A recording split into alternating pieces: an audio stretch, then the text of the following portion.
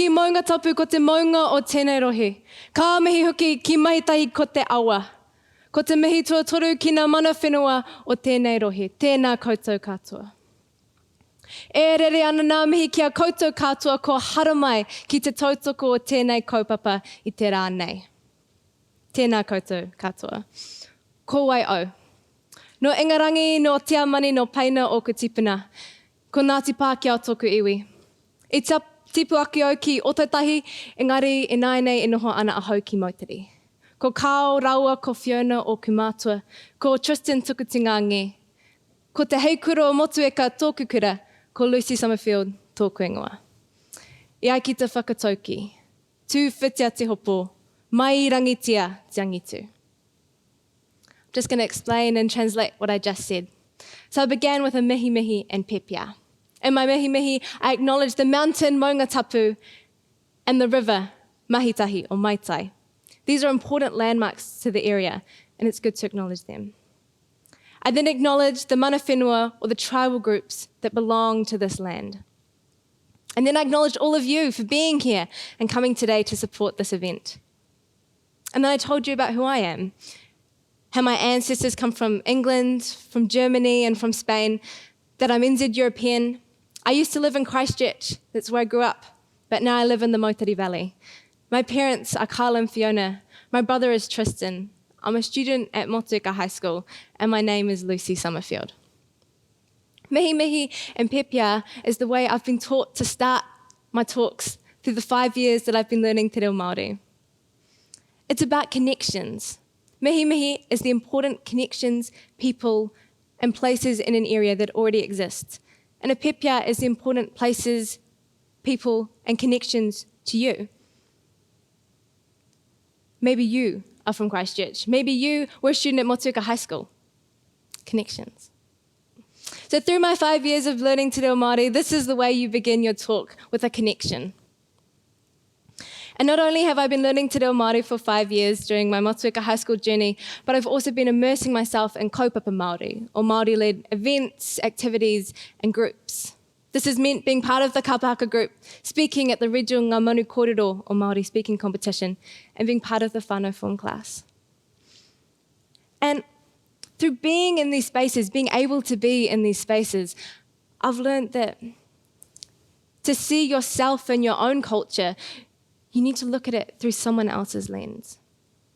Let me give you an example. In Te Ao Māori, the Māori world, there is this beautiful concept called Manakitanga. Manakitanga is often translated as hospitality or caringness, and while that's not technically incorrect, it doesn't quite encompass what Manakitanga is.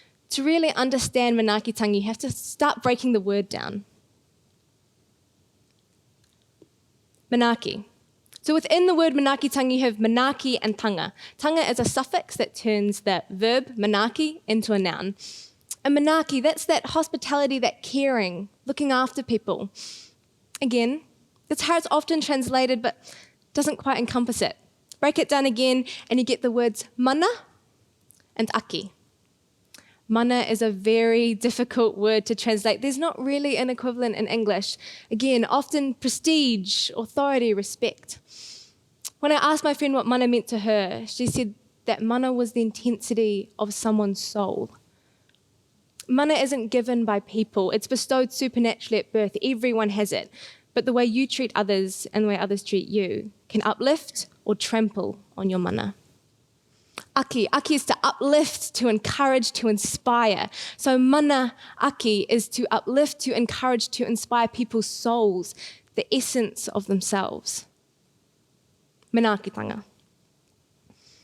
And so when you're moving in kaupapa Māori, you're imbued with this feeling of manakitanga. It's soaked into everything.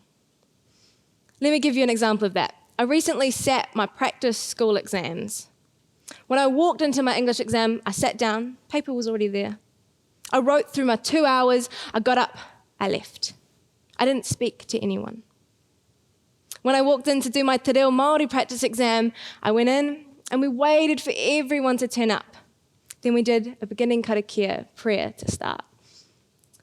When our exam sits were handed out, there was a little sweat that Whaia had just tucked in there because, 2 hours of writing takes a toll, and she wanted to make sure that we had the energy to keep going through. When we finished, we waited for everyone to finish. Then we stood, we did a karakia, and then we left as a group. If you're walking in space where Manakitanga is there, and you begin moving in the Western systems, it can feel cold and distant. And now when my friends go, the school system does not care about me, I can understand. Because if you've been there, if you've been in Manakitanga, that's what it feels like. And that was kind of where I was going to leave my talk. And I was going to say, go and find stories and new lenses, and you will gain perspective on yourself and your own culture.